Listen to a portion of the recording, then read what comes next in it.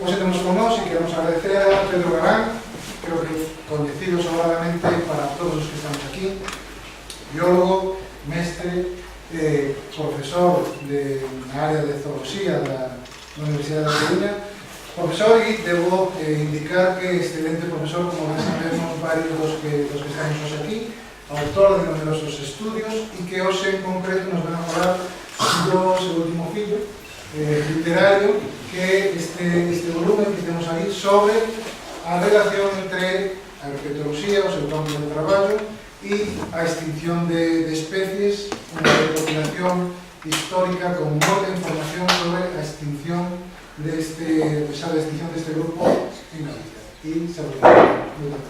Muchas gracias a ti, Ricardo. Y gracias a Habitat por darme la oportunidad de hacer esta presentación y de hablar del tema del libro, porque más que la presentación del libro, lo que quiero hacer es hablar de su temática.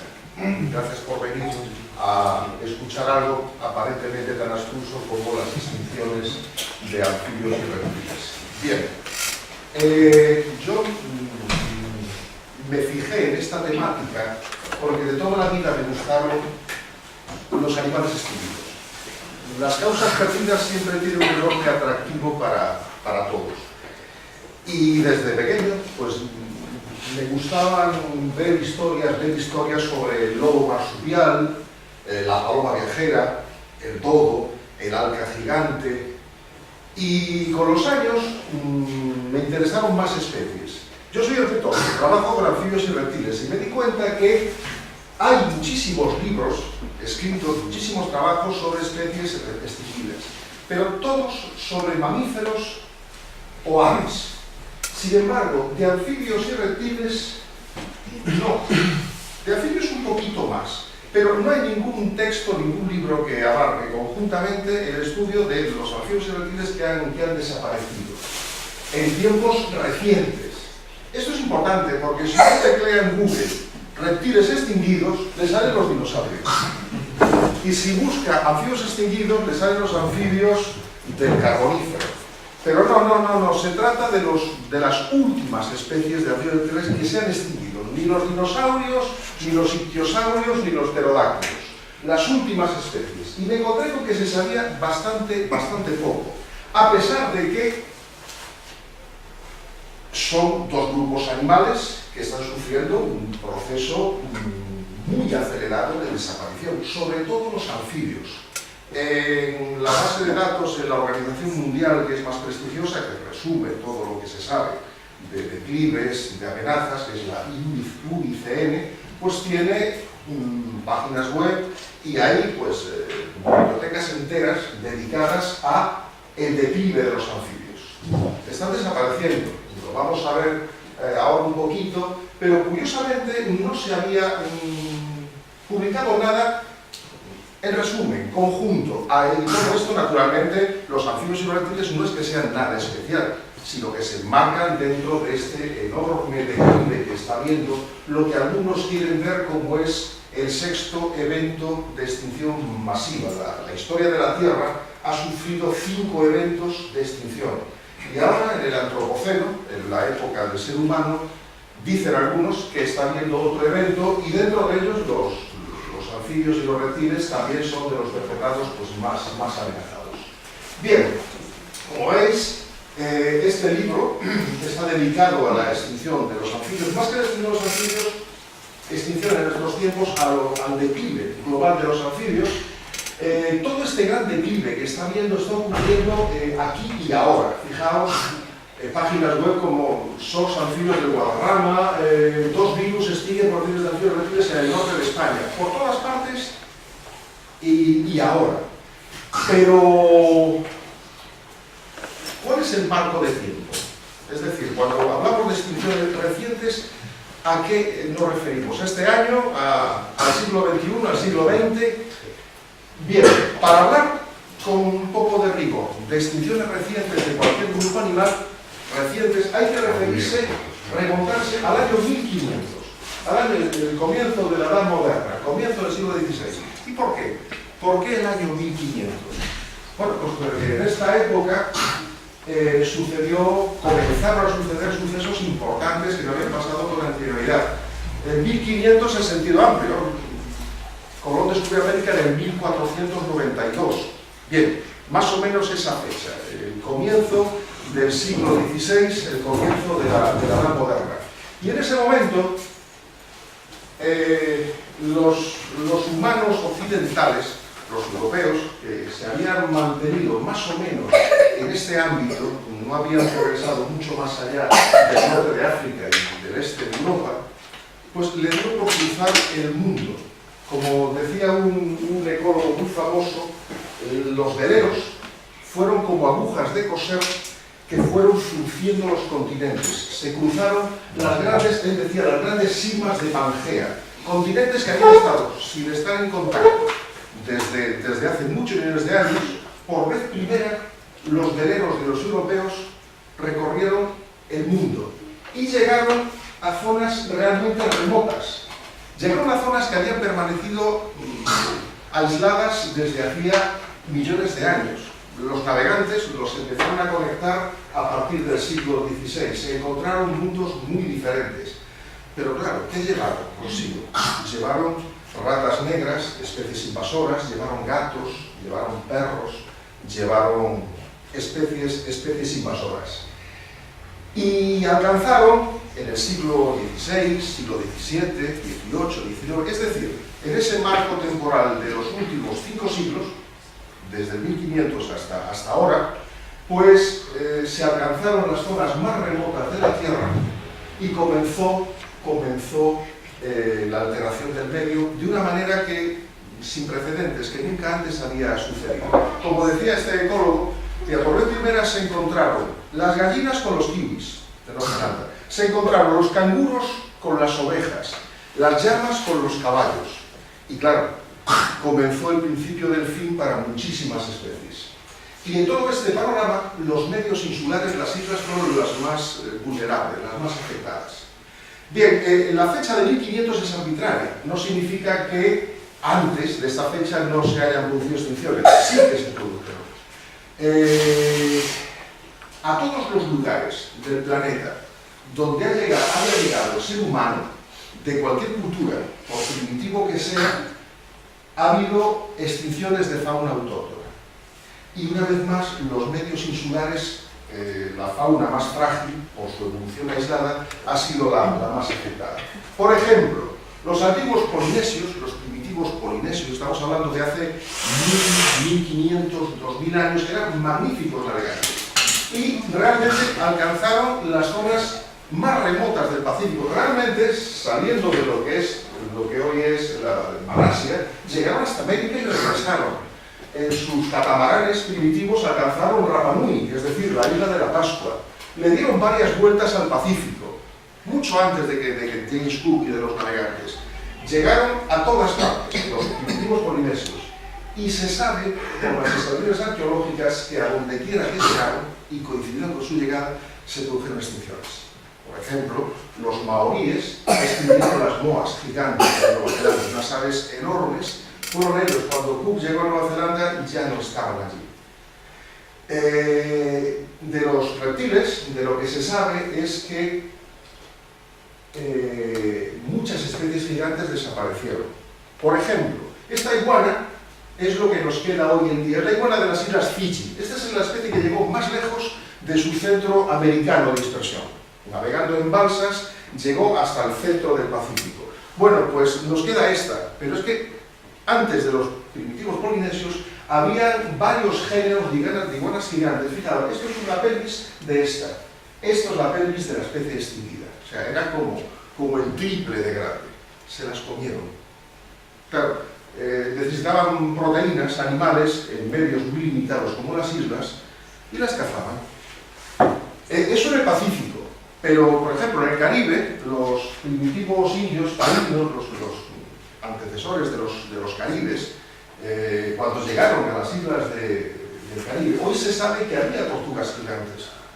Se las comieron, las cazaron y se las comieron. Las últimas llegaron aproximadamente hasta 500 años antes de Colón. Y también le metieron mano en el mal sentido, a las iguanas cornudas gigantes que había una especie endémica por cada isla. Aún quedan, pero de muchas islas las extinguieron. En resumen, ha habido muchas extinciones antes del 1500, porque donde quiera que hemos llegado nosotros, y cuando digo nosotros digo a Homo sapiens, a nuestra especie, hemos extinguido especies. Toda cultura humana ha hecho un impacto grande sobre el medio natural. No sé si conocéis el mito del buen salvaje. Es un mito que surgió en el siglo XVIII, que llega hasta la literatura de nuestros días. Los hombres primitivos vivían en un maravilloso equilibrio con la naturaleza. Los indios de las praderas, los indígenas de la Polinesia, vivían en un maravilloso equilibrio, no alteraban nada. Los huaycas, no. Para bien o para mal, todos los seres humanos somos absolutamente iguales. Y el mito del buen salvaje me temo que sea falso. Naturalmente, no llegaron a impactar con la magnitud de que hemos impactado nosotros los occidentales a partir del 1500 y sobre todo en los dos últimos siglos. Bien, para entrar un poco en materia, los anfibios y los reptiles, yo me di cuenta cuando empecé a recorrer información de que seguían dos patrones totalmente distintos de las causas de su extinción. Los anfibios están desapareciendo, sobre todo por enfermedades emergentes, por una cosa bastante inquietante. Mientras que los reptiles, las extinciones se deben sobre todo a desaparición de especies ubicadas en islas.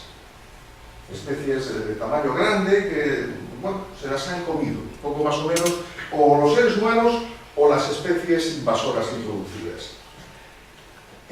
Y naturalmente, aparte de estas dos discrepancias, hay un denominador común, que es la alteración del medio. Esto sí que es la principal causa de amenaza que lleva a la extinción a poblaciones de anfibios, de reptiles, de mamíferos, de aves, de insectos. La mayor causa de pérdida de biodiversidad del planeta es la alteración y contaminación del medio. Bien, os decía que una de las causas más inquietantes de las extinciones recientes es la aparición de enfermedades emergentes. Les llaman emergentes porque no se atreven a llamarlas nuevas. En anfibios, aunque hay varias, las más preocupantes son un hongo microscópico, los tridios, y los ranavirus. Fijaos la extensión del problema. Ahora todo es global. Y esta problemática de pérdida también lo es, estas enfermedades emergentes. Estas enfermedades emergentes se descubrieron hace muy poco tiempo y explicó un gran enigma, que era el por qué desaparecían especies en hábitats no alterados. Porque claro, es muy fácil razonar de que las zonas más degradadas o con especies invasoras desaparecen las especies, se extingan. Hay una anécdota que, si hay algunos por aquí, ya me la habrán oído algunas veces, y es que el primer congreso que hubo en el mundo de herpetología fue en el año 89, 1989, menos de 30 años, poco más de 19, fue en el Reino Unido. Y en aquel momento, en ese gran congreso donde se juntaron herpetólogos de todo el mundo, las ponencias eran de esto. Eran desapariciones por especies invasoras, por contaminación del medio, por degradación, por todo eso. Pero en las conversaciones de los pasillos, entre ponencia y ponencia, la gente hablaba de otras cosas. Había un chaval que era de Costa Rica, de la reserva de Monteverde, el Parque Nacional de Monteverde, que decía, oye, es que en mi tierra, donde yo trabajo, no hay contaminación, está así, y están desapareciendo las especies. Y había otro de Australia, del otro extremo del mundo, que decía, yo soy de un parque nacional de Queensland, en el norte de Australia, la parte que tiene selva, que no es desierto. Allí nadie ha tocado nada y están desapareciendo las especies. ¿Qué pasa aquí? Entonces empezó a especular, porque se dio cuenta, cuando de conversaciones de pasillo se elevaron a la generalidad, se dio cuenta de que era un problema global. Estaban desapareciendo los anfibios, no solo por causa de la alteración obvia, sino en zonas no alteradas. ¿Qué está pasando? Bueno, esto fue en 1989, fue las primeras conversaciones. En el 90, 91 se empezó a hablar. Fijaos de qué época estamos hablando. Y en el año 1998 se descubrió este hongo, el Chytridium. 1998, que es la descripción del género de la especie, Batrachochytridium dendrobatis. Era desconocido por completo. Y claro, esto explicó el por qué desaparecían de hábitats vírgenes. Por ejemplo, en ese parque nacional de Monteverde, los turistas se hacían una foto con el sapito dorado de Monteverde. Era el icono, estaba incluso en los postes. Desapareció. El último se vio en el año 88. En un año así, tenían Chytridium. Estaban muy alterados por los cultivos. Y fijaos, a fecha de hoy, la distribución de ese hongo maligno que extermina a los anfibios, ¿por dónde está? Está incluso por la península ibérica. Lo tenemos aquí, se encuentra extendido por gran parte del planeta. Fijaos aquí, fijaos en lo que es Centroamérica y el norte de Sudamérica. Fijaos cómo se ve lo reciente que es esto. Primera aparición, aquí está, en el sur de México, año 74, año 72. Llega a Guatemala en los años 80. Llega a Monteverde, lo que os comento, de Costa Rica, a finales de los 80, el año 87. Y después a la zona de Panamá, ahora mismo, como quien dice, igual en Sudamérica. 1977, 1980, 92, como una ola que se expande. Y este es el que está diezmando las poblaciones. Os pongo un ejemplo. Esto es un género de sapos. Estamos acostumbrados a nuestro querido bufo, ahora bufo espinosos, que el nombre es bastante sosito. Son marroncillos, son poca cosa. Pero en la zona tropical tenemos este género. Hay descritas 96 especies, género Atelocus. Fijaos qué maravilla. Se llaman los sapos arlequín. En el año 96, no, antes. En el año, sí, 96, hace 20 años. Conocí a Stefan López, que era amigo de Miguel Rences, que conoce sabe por qué. Y este chaval estaba entusiasmado, este libro se lo editó Miguel. Está entusiasmado con los sapos arlequín. Decía, tienes que estudiar esto, es alucinante. Son diurnos. Aquí todos los anfibios son nocturnos. Esto se los ve de día. El suelo de la selva está lleno de ellos. Y como cambies de valle, cambian las especies. Y como subas 100 metros de montaña, cambian de especies. Hay casi 100 especies distintas. Hace 20 años, nada más. Hoy en día, la mitad han desaparecido. La mitad. Yo en el libro he puesto una árida lista de hoja tras hoja, con nombres científicos de uno con un listín telefónico, pero he querido hacerlo para que se vea la magnitud de la pérdida. Fijaos, este es un título de un trabajo científico actual. Respecto de una nueva especie, una nueva esperanza en el ocaso de los sapos arlequines. En el ocaso, fijaos lo que estamos perdiendo. Todas las pérdidas de estas son por el Chytridium posiblemente combinado con el cambio climático. El cambio climático está potencial. Fenómenos del Niño que afectan a Centroamérica, a la parte pacífica de los Andes, están siendo muy afectados. Pero al mismo tiempo que se pierden especies, conocemos muy poco de la diversidad, se descubren nuevas. Se están descubriendo muchas. Incluso se redescubren algunas que se creían extinguidas, como es el Atelocus silvestres, acaba de ser redescubierto después de haber muerto durante mucho tiempo. Y la verdad es que se sabe muy poco de estas especies. En principio no se sabe si están extinguidas o no. Por eso la IUCN, que es, como digo, es la organización más prestigiosa, ha acuñado un término muy ambiguo que es posiblemente extinguido. Y otro término, que es el que más se usa, que es el inglés lost, perdidos. No se sabe nada de ellos. No tienen idea de si están o no están. Se sabe que se encontraron en un valle, en una montaña hace unos años, se ha vuelto y ya no están. Perdidos. No se sabe porque algunos, cuando se organizan expediciones, se redescubren, o simplemente por casualidad se vuelven a ver. Otras no reaparecen nunca. Por ejemplo, se han publicado mucho y hay iniciativas, la búsqueda de las ranas perdidas. Cuando un anglosajón dice frogs, ranas quiere decir anfibios. Pero bueno, en Sudamérica hay más especies de planeta, más especies de ranas que de salamandras, y han publicado de una manera así un poco tal esta lista de los 10 más buscados. Y lo que es curioso es que algunas he redescubierto, algunas que se las daba por finiquitadas. La IUCN establece un periodo de latencia que es de 50 años, más o menos. Ellos dicen para no incurrir en el error Romeo. Error Romeo. Los británicos saben enseguida, porque todos han ido a Romeo y Julieta, pero los españoles menos. Romeo pensó que Julieta estaba muerta y se mató él, pero Julieta no estaba muerta. Bueno, pues para no incurrir en el error Romeo, se deja transcurrir un tiempo, medio siglo. Si en medio siglo no se vuelve a ver, a pesar de que se busca, se ha acabado. Y este sapo, que para mí siempre me intrigó mucho, ya estamos más cerca de aquí, ya no estamos en América, ya estamos en el Mediterráneo. Este es el sapillo pintojo de vientre negro. Este sapito, que es muy parecido a nuestros sapillos pintojos, solamente que tiene vientre negro, se encontraron 2 ejemplares en Israel en el 43 y uno más en el 75. Punto. No se le va a encontrar ninguno más. Y donde se encontró los humedales de Ula, muy conocido por los ornitólogos porque es un sitio de flujo, de paso migratorio de aves, ahí en Oriente Medio, en Israel, resulta que, coincidiendo en el tiempo con nuestra laguna de Antelas, en los años 50-60 se desecó todo y se desecó. De manera que si el bicho estaba mal en los años 40 y el hábitat se destroza, se dio por muerto.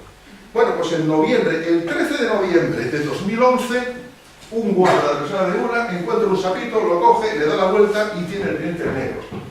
Se había redescubierto este sapo en 2011, después de 56 años de desaparecido, de perdido y dado por oficialmente extinguido en la IUCN. Y este animal guardaba una gran sorpresa en él, porque, como digo, es común quien salga al campo y vea pues, nuestros sapillos pintos, es igual, básicamente igual, ya digo, por el vientre negro. Había una cuestión curiosa, porque los discorrojos, los sapillos pintos, son del Mediterráneo occidental. Esta raya roja para acá, Italia, Sicilia, Península Ibérica, solamente. ¿Qué pintaba en Israel un discorrosus? ¿Qué pintaba? Olvidaros de esos puntos rojos. ¿Qué pintaba? Era un misterio. Estos puntos rojos son de los fósiles de un género del terciario. Otro discorrosus, que era uno de los redescubridores, el que practicó mi amigo Miguel Benza, dije, este bicho es muy grande. Es un discorrosus raro, porque cuando veo el frasco, es muy grande. En cuanto se le descubrió y le pudieron mirar el esqueleto, no era un discorrosus, no era un sapioquito, era un latonia. Claro, latonia no nos dice nada, pero latonia es un género de anfibios que está en todos los manuales, que llegó hasta el Pleistoceno y desapareció. Fijaos los yacimientos fósiles de latonia. Claro, también llegaban al Mediterráneo oriental. Era el último, de hecho, es el último representante de un género, un fósil viviente. Un auténtico fósil viviente. Fijaos que algo que nos hubiera pasado totalmente desapercibido si no lo redescubrimos. Está muy mal el bicho, ¿eh? Quedan muy poquitos, nigrivente, es decir, vientres negros.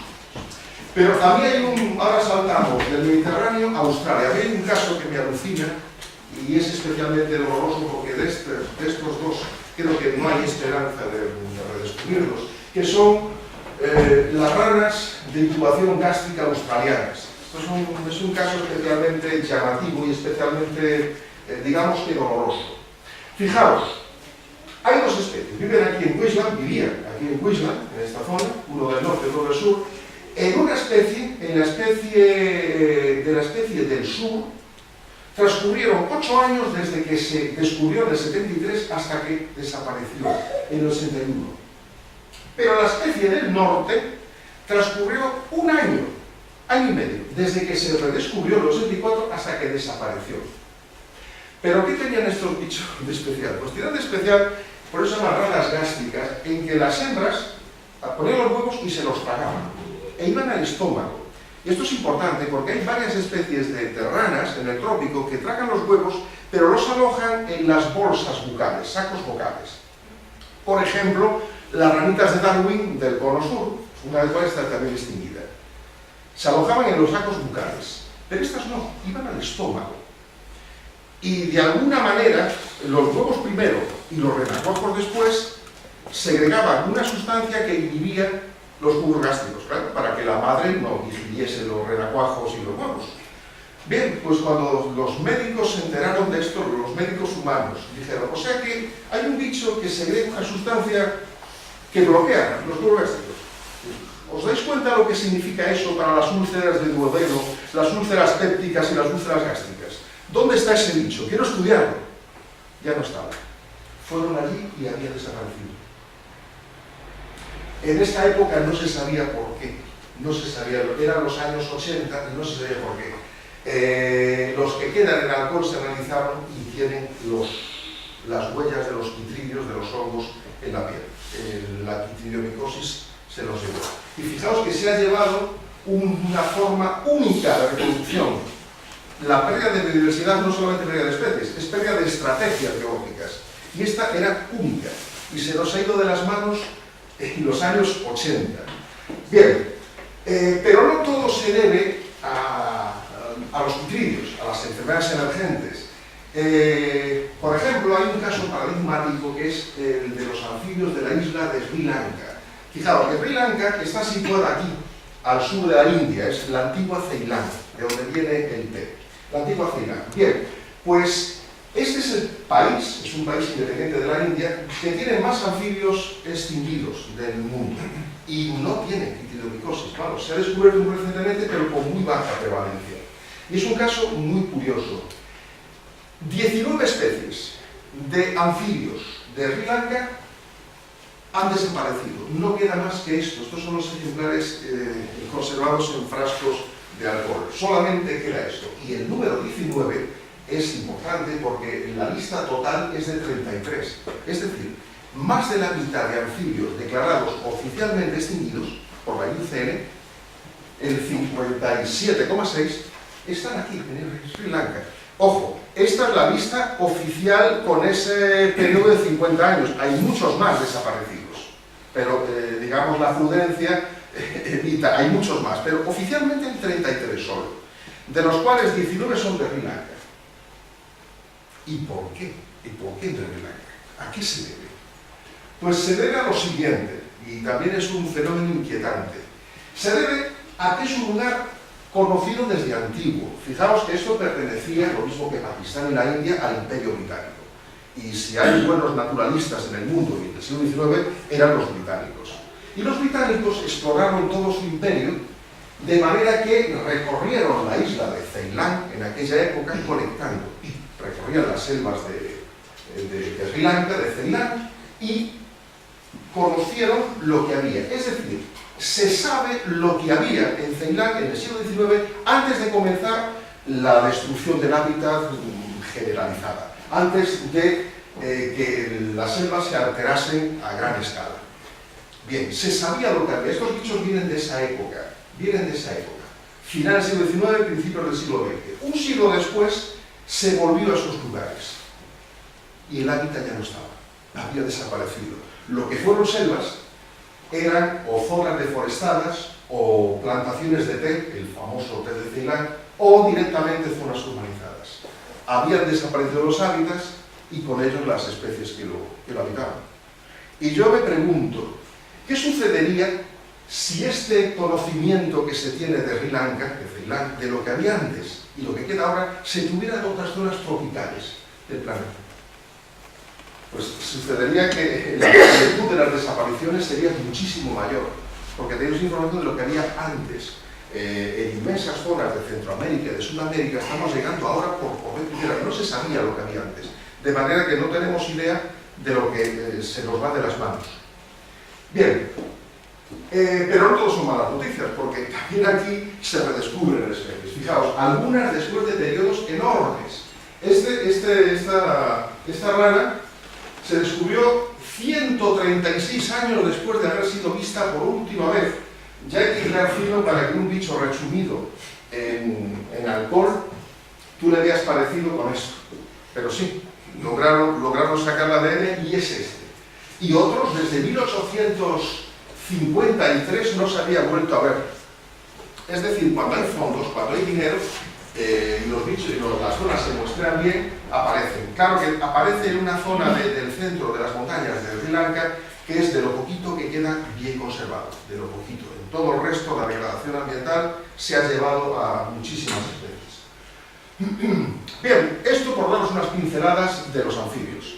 En los reptiles pasa algo totalmente distinto. Las extinciones es un problema insular. Han sucedido en las islas y se debe, pues, sobre todo a especies invasoras llevadas por el ser humano. Nuestro querido gato doméstico es un elefante, una cacharrería en una isla.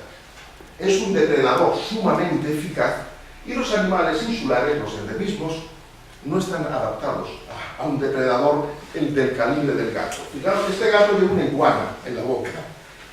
Los gatos son responsables de la extinción, sobre todo de aves, y también de mamíferos y de reptiles, de muchísimas especies. El gato doméstico, llevado por un farero o llevado por los colonos. Pero no solamente el gato, este bicho, la mangosta india, es pequeñita. Si tenéis en mente el veloncillo ibérico, la mangosta ibérica, esta es la mitad de tamaño. Sin rabo, es así, un veloncillo de mangosta ibérica, esta es así. Con la cola es así de larga. Pues este bicho fue introducido en las islas del Caribe para combatir la plaga de rata negra que asolaba las plantaciones de caña de azúcar. Y pasó de las ratas negras y se dedicó a depredar sobre los reptiles endémicos. Y se llevó por delante, aquí están una serie de especies desaparecidas de lagartos, de pequeños eslizones, de pequeñas culebras corredoras inofensivas, que se las ha cargado este bicho. Y ahora quien recorre estas islas, pues se cruzan las carreteras. No son capaces de frenarlo. La mangosta india se ha cargado la tira de especies. Y también, aparte de gatos, mangostas, especies invasoras introducidas, nosotros, los seres humanos, tanto los primitivos colonizadores, los cazamos para consumirlos, como en tiempos más recientes, la utilización sobre todo de las tortugas gigantes terrestres como comida. Fijaos que estamos hablando desde el siglo XV, siglo XVI, XVII, XVIII, en las grandes travesías, era un problema muy grande el alimento fresco, el problema del escorbuto, por falta de alimento fresco. Una tortuga gigante te aguanta casi un año sin comer nieve de una bodega de un barco. Por lo menos 6 meses, está en perfecto estado. Pues claro, las cogían, no se habla de caza, se habla de recolección. Llegaban a una isla donde había tortugas gigantes y llenaban las bodegas de tortugas gigantes, para comer. No los primitivos taínos o los primitivos curiosos, sino los navegantes europeos de la Edad Moderna. Aquí veis en una ilustración de 1600 y pico las tortugas. Las Islas Canarias, ya más territorio español, se extinguió el mayor lacértido que ha existido, que es el lagarto goliat. Lagarto goliat de Tenerife.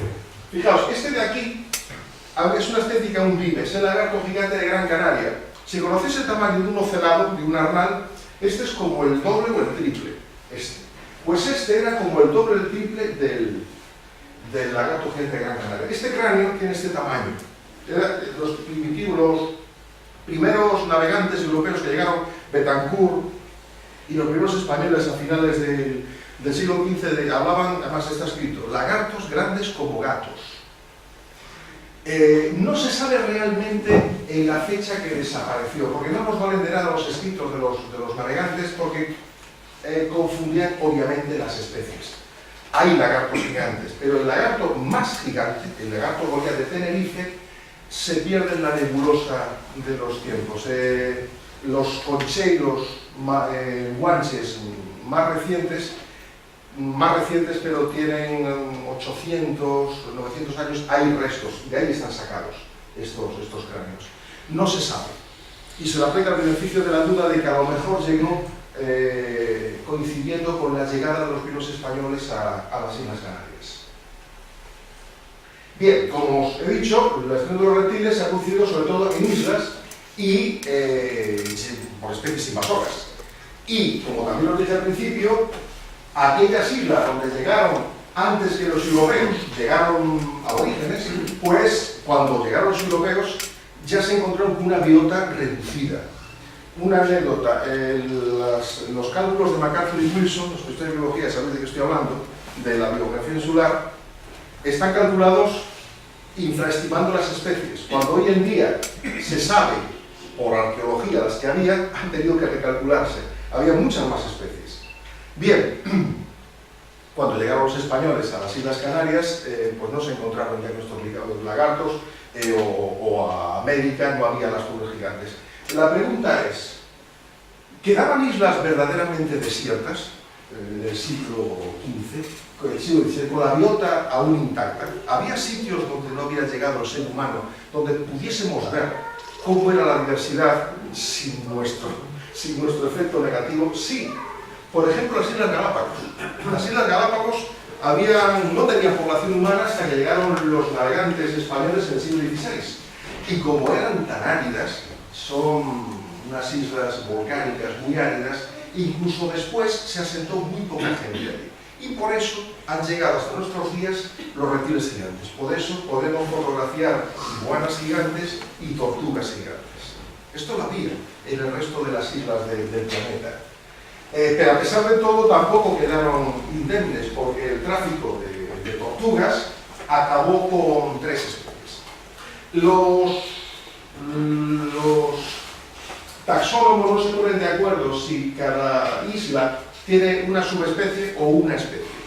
Digamos que son especies incipientes, pero bien diferenciadas morfológicamente. Y 3 de ellas desaparecieron para siempre, pues, llevadas por los navegantes, estas tres especies. Pero hay otras islas, pasando del Pacífico al Océano Índico, que habían permanecido vírgenes, sin presencia humana, y no eran áridas, eran tropicales y exuberantes. Las Islas Mascareñas, Mauricio, Reunión y Rodríguez. El nombre se lo deben a un navegante portugués, Pedro de Mascareñas, que las descubrió en la ruta hacia la India, allá por finales del siglo XV. Los portugueses no pararon en ellas. Después vinieron los holandeses y las colonizaron. El nombre de Mauricio se debe al duque de Mauricio de Nassau. Después vinieron los franceses y después los británicos. Y lo que había sido así, pues no siguió siendo así por mucho tiempo. Como no había habido población humana y como eran tropicales, había una enorme diversidad de hábitats, lo que se encontraron es algo parecido a estos. Estos son unas reconstrucciones de un especialista que trabaja en esas islas, hace reconstrucciones, el Julian Kuhn. Se encontraron con cosas como estas. Mauricio, sobre todo, esa isla que hoy en día la gente lo conoce por ser un destino turístico, es la isla del Tobo. Claro, en la cultura latina española no nos dicen mucho. En la cultura anglosajona, el Tobo es un icono de las especies extinguidas. Igual que nosotros decimos más muerto que Carracuca, ellos dicen más muerto que el dodo, cuando algo está caput totalmente. El célebre dodo, que era el dodo de Mauricio, pero es que había otra especie de dodo, el solitario, de Rodríguez, otra paloma gigante, y sobre todo reptiles. Se conserva una descripción de un colono, un hugonote francés del siglo XVII, que la isla, la más extrema, la más lejana, Rodríguez, se encontró con esto. Decía que era impresionante, porque los caparazones de las tortugas gigantes en zonas de la isla no dejaban ver el suelo, y que se podía ir saltando de caparazón en caparazón durante cientos de metros. Era una masa viviente de tortugas gigantes. Cada isla tenía no una, sino llegó a tener hasta 2 especies. Mauricio tenía 2 especies, Reunión tenía una especie y Rodríguez 2 más 2 más 5 especies. 5 especies de tortugas gigantes, de las cuales no queda nada, absolutamente nada. Estas son sus reconstrucciones. Las comieron, aquí es un grabado del siglo XVII, subido por una tortuga, se las comieron. Curiosamente, como Mauricio acogió tantas culturas humanas, pues en esos escritos que se conservan se ve la idiosincrasia gastronómica. Los holandeses las asaban, los ingleses las despreciaban, se las daban a los esclavos para comer. Pero los franceses hacían albóndigas de tortuga, huevos escalfados de tortuga, tortuga a la parrilla, rosbif de tortuga, que está siguiendo los franceses por su culinaria. El caso es que a finales del siglo XVIII ya no llegó ninguna. Y hoy en día todo lo que queda es un solo ejemplar disecado, uno. Esto no, esto es un muñeco, esto es una figura. Quedan restos arqueológicos de los yacimientos, caparazones, restos y un último ejemplar disecado. Fijaos qué curioso de esto, aunque es un maniquí, muñeco, es riguroso. Fijaos la convergencia evolutiva de estas tortugas del Océano Índico, de Mauricio, con las tortugas de Galápagos del Océano Pacífico. Unas desarrollaron estos cuellos de jirafa y patas gigantes en las islas áridas. No tenían hierba para comer, solamente hojas de árboles. Entonces alargaron el cuello y la selección natural favoreció lo que a las jirafas. Mientras que las islas húmedas, que tenían césped, las tortugas eran abovedadas, de cuello corto. Exactamente igual que las Galápagos. No tienen nada que ver. Fue un ejemplo de convergencia evolutiva. Hoy tenemos con nosotros tortugas de las Galápagos, pero no las tortugas de las Islas Mascareñas, que era un género totalmente distinto, emparentadas con las de Madagascar.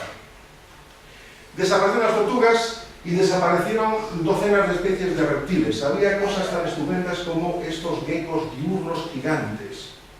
Las salamanquesas son nocturnas, pero hay un género que se ha hecho diurno, por eso son tan bonitos, al color de los Felsuma.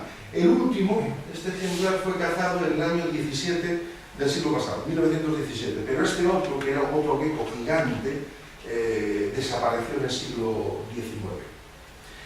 Había un lagarto gigante, el lagarto bobo, el didosaurio.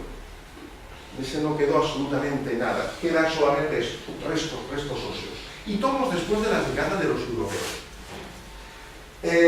Pero no desapareció todo por una casualidad geográfica. Mauricio tenía islotes periféricos que quedaron libres de ratas, de gatos, de cabras y de seres humanos. En concreto esta, la Isla Redonda, es esta de aquí. La Isla Redonda, que es pequeñita, es como 2 veces Ons, no es más. Pero gracias a la Isla Redonda tenemos todo esto aún con nosotros. Estos animales, este es un leopismo, es un esquizón gigante, vivía todo Mauricio, estos geckos vivían todo Mauricio, quedan solamente aquí.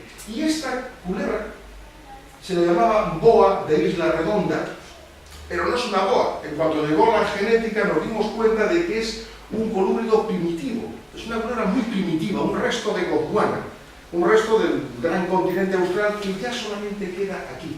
Y queda aquí porque aquí nos llegaron las ratas, los gatos y los seres humanos. Las islas periféricas.